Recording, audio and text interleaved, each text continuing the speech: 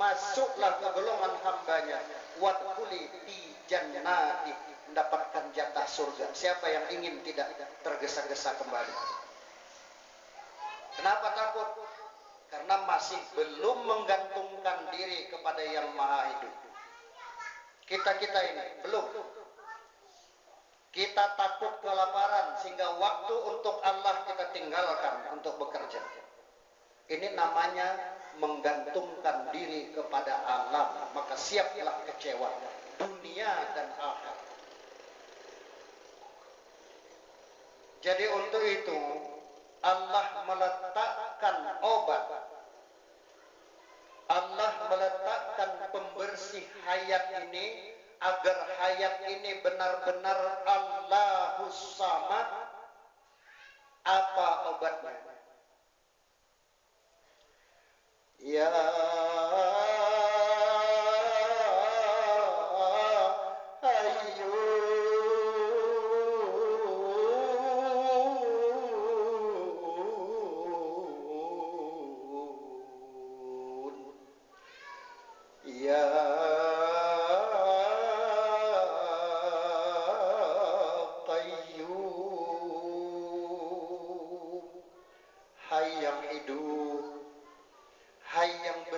sendiri. Siapa?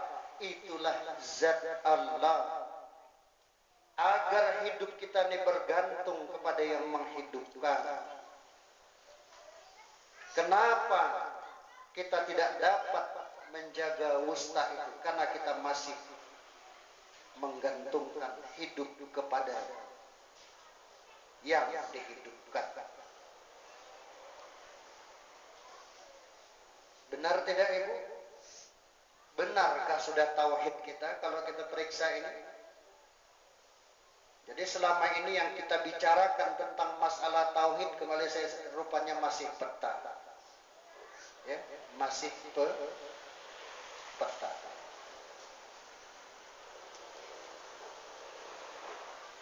Nafsu yang kelima, nafsu radiyah. Kita selalu berharap, Ilahi, hai Tuhan, Anta maksudi, Engkau yang aku maksud. Waridhaka manubi, dan keredaan Engkau yang aku tuntut. Nafsu radiyah. Di sini bukan diri lagi, ini martabat namanya. Pembersihnya, ya azim, ya dani. Sebab di dalam nafsu radiyah ini bisa terebut nanti sifat Tuhan yang bernama Jalal. Ya. Jalal, Jamal, Qahar. Bisa terebut. Pengsucinya, agar kita tidak menduakan Tuhan. Disinilah orang betul-betul fana'ul fana. Ia keluar dari ilmunya. Iblis pernah datang menghadap Allah dengan rasa berilmu. Ketika itu dia belum bernama Iblis, Ijajul namanya, atau Ajajil. Ketika Allah menciptakan Adam, ia protes. Ya Tuhanku, untuk apa kamu ciptakan manusia dari tanah? Bukankah kurang kami bangsa malaikat terus-menerus berzikir kepadamu? Kata Allah, ya Azazil, aku yang lebih tahu. Sudah Allah katakan demikian, Azazil masih protes. Ya Tuhanku, nanti anak cucunya akan buat kerusakan di muka bumi. Ia datang menghadap Allah dengan ilmunya. Allah sambut dengan hujah. Jika engkau tahu rencanaku, kata Allah, wahai iblis, waktu itu belum iblis, wahai Ajajil, aku tanyakan nama pada benda. Apa nama benda? Tak tahu. Allah yang maha berilmu pula mau dihujah dengan ilmu. Ya. Kalau kamu tidak tahu, wahai Ajajil, kata Allah, kamu tanyakan kepada Adam. Ketika ditanyakan kepada Adam, Adam sebut, karena Adam tidak berilmu. Adam menerima ajaran Allah, adamal asma'a kullah. Allah ajarkan kepada Adam segala nama.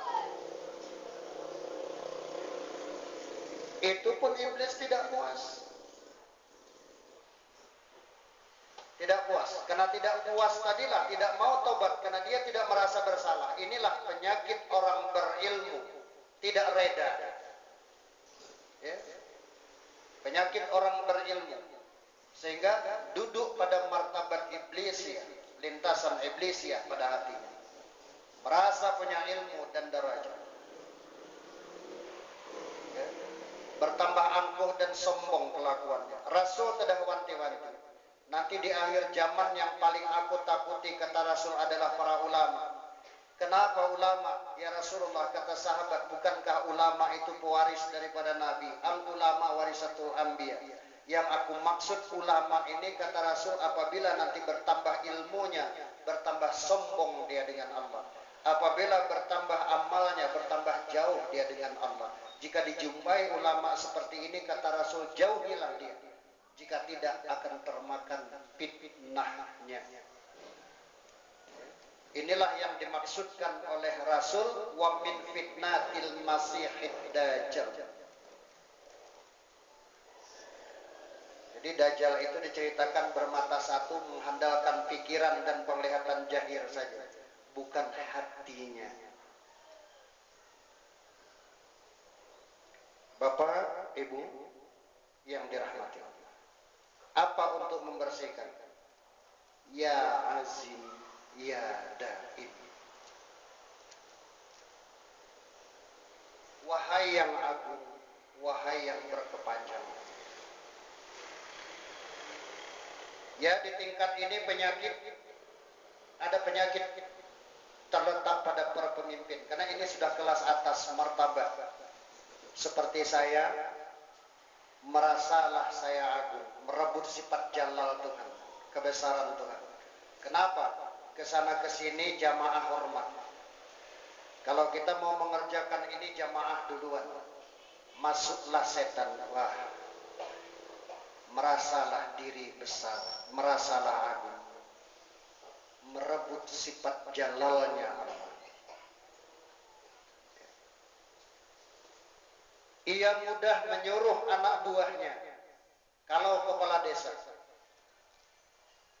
ia menyuruh memerintahkan muridnya, sedangkan ia tidak berbuat. Nabi tidak pernah menyuruh kalau ia belum berbuat. Terebut keagungan.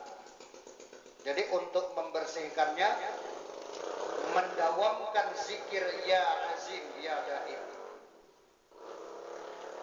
Jadi memperingati hati nurani kita bahwasanya yang agung berkepanjangan itu adalah Allah. Kalau begitu tak layak saya bersifat agung. Kalaupun dihormati, toh sementara hidup. Kalaupun dihormati, toh sementara ia masih menuntut. Kalau ia tak menuntut, lupa ia dengan guru. Jadi menjadi guru tak layak dan tak patut untuk diagung-agungkan. Menjadi kepala dusun tak patut, kepala desa, presiden pun tak patut.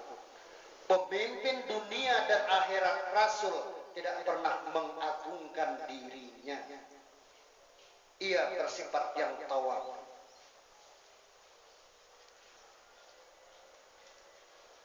Kemudian di nafsu mardiyah, tidak akan mungkin seseorang itu bisa berjiwa besar. Yang salah itu salah, yang benar itu benar. Ini yang berjiwa mardiyah ini Rasulullah pertama. Rasulullah melaksanakan salat. Setelah selesai salat ia pertanyakan kepada Abu Bakar, wahai sahabatku Abu Bakar, adakah sudah benar bacaan Al-Quranku tadi? Tanya saya, Pak Arif pernah nggak bertanya benar nggak salatku tadi kepada makmum? Tak pernah. Tapi kalau saya menyalahkan makmum salat tiap hari, kamu belum benar salat. Sementara saya tidak diperiksa udah benar apa belum. Wah, ini penyakit yang sangat tersembunyi, sangat sir, sangat rahasia, khafi. Supaya rahasia yang tersembunyi inilah yang dimaksudkan allazina yu'minuna bil ghaibi wa yuqimuna sholata wa mimma razaqnahum yunfiqun. Al-Quran itu hati-hati ibu bapak, dia mempunyai dua makna, ada majazi jahir dan ada makna hakiki. Sesungguhnya mereka yang beriman kepada yang gaib dan mendirikan salat serta menginfakkan sebahagian rezeki yang Allah berikan. Rezeki itu bukan materi saja, ilmu, ya, termasuk paling senyum, menginfakkan senyum. Ya. Tapi ada yang lebih payah lagi, menginfakkan rasa tawadu.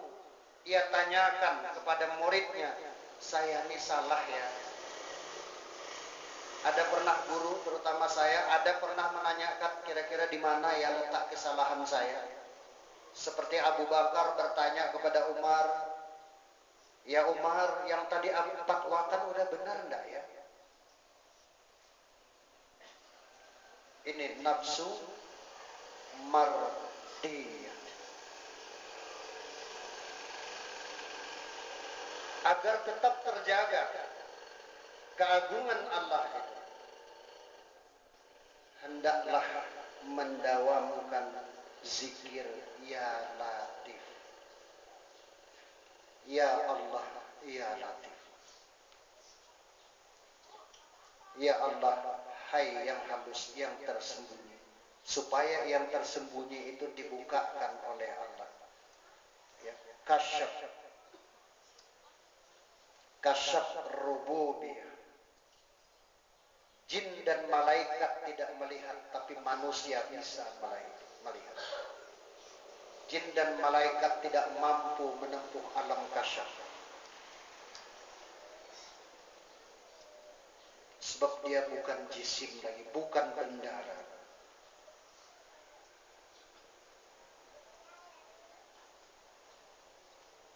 Yang ketujuh, nafsu kamilah.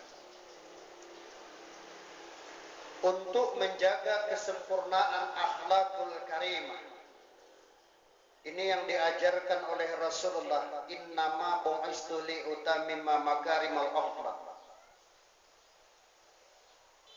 Rasul itu membimbing, mengajarkan, mencontohkan tentang akhlak. Akhlak bagaimana? Apakah saya lewat di depan harus merunduk? Itu bukan akhlak, namanya itu adab.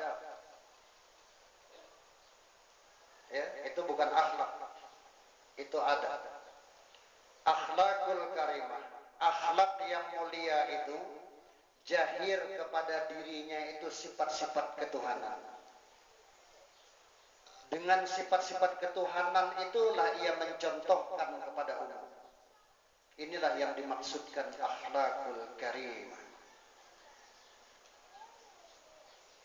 Dengan mendawamkan zikir ya Qahhar, ya Allah, ya Qahhar, untuk mengingatkan dirinya bahwasanya yang mempunyai sifat qahar itu hanya Allah. Kita tidak berhak untuk mengambil walau satu zarah pun sifat qahar itu. Makanya itu yang namanya guru itu bukan memaksakan muridnya untuk mengamalkan ini dan itu, tapi mencontohkan kepada murid dan menaikkan derajat muridnya dari satu martabat kepada martabat yang lain.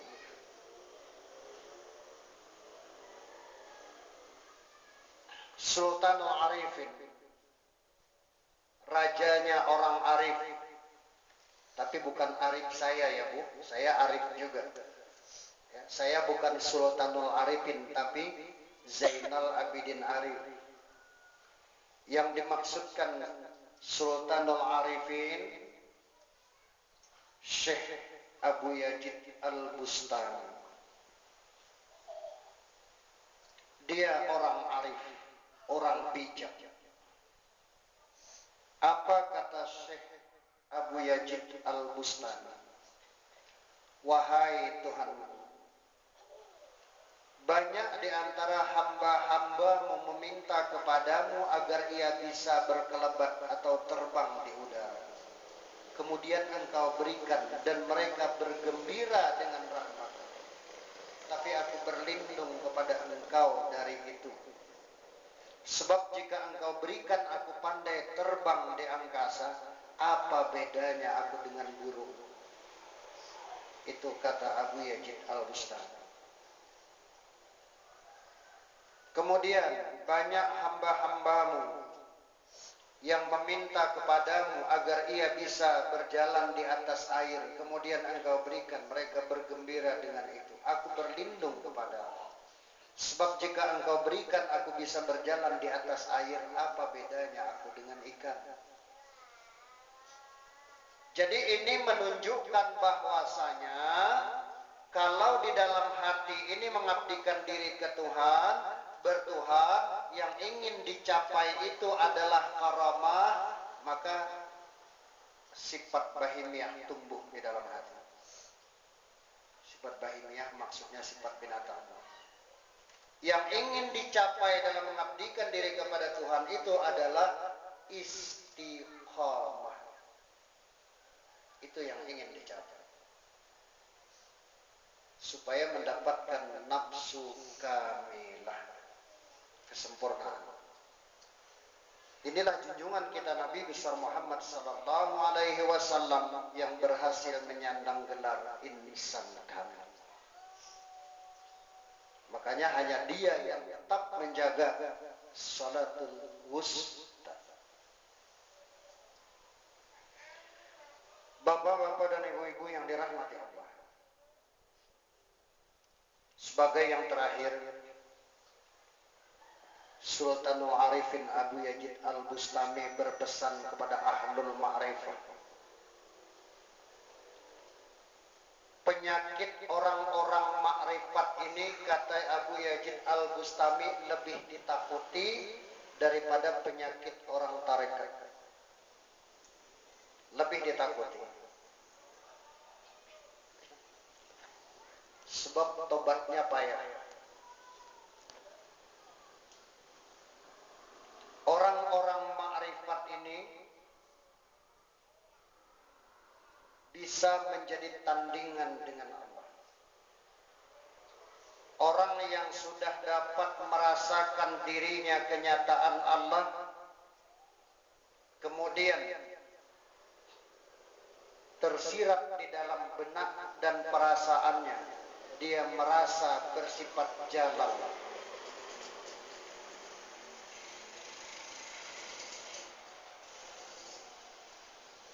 Ini penyakit orang-orang makrifat.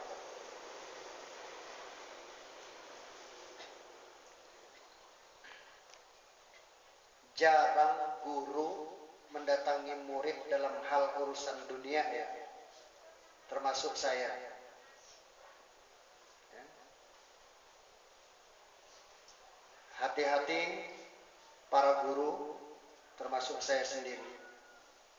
Timbul rasa jalal ini nanti, kalau dia perlukan datang dia sama saya. Padahal Rasul nggak begitu kan? Apa kata Rasul? Jika umatku memerlukan aku, walaupun saya sedang di punggung unta, saya akan turun. Jumpa di jalan, kebetulan di jalan jumpa. Di waktu itu dia ingat, Pak Arif saya mau nanya, datang aja lah ke rumah, gak mau nanya. Ini awas, hati-hati. Ini penyakit ma'rifat ini. Merebut sifat jalalnya Allah. Yang kedua, jamal. Dengan ilmu, dengan amalnya, dengan banyaknya jamaah, terselip di hatinya merasa mulia. Ini bukan orang ma'rifat ini namanya, tapi ia merasa ma'rifat.